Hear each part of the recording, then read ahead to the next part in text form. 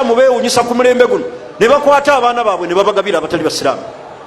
Atya okunyiiza mwana we yasoma nnyo, yamuleetedde omusajja si musiraamu. Laga gonna madiini, gonna makubo. Obusiraamu tebukukkiriza na kulya bintu ebyo.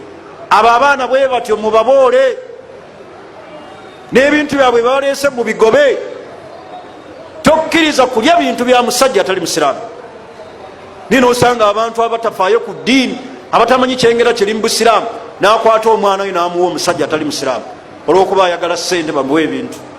Naye ne weerabira nti kyotunze tekigulwa ssente. Teriiyo ssente zigula kyengera kya busiraamu, teziriiyo mu nsi. Eddiini obusiraamu mwemuli ekyengera.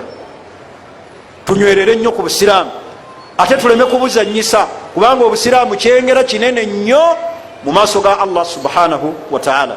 Naye abasiraamu bangi bavudde ku busiraamu ne tubujolonga, ne tuzaala mu bakyala abatali basiraamu, n'owangaala naye ne mutuuka n'okufuna irimu etabanga nayo nga ne basahaba tebagiwulirako, ey'okubeera n'omukyala atali musiraamu ng'omukwate y'omutwale mu kyaki gw'ogendenga ku muzikiti.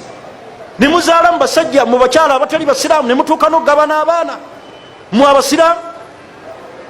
Omukyala n'agabana abaana ab'obuwala babe, abo bo si basiraamu, ab'obulenzi babo bo ne bagenda mu ddiini eyiyo. Era n'ogamba nti naawe olindiridde kusisinkana Allah.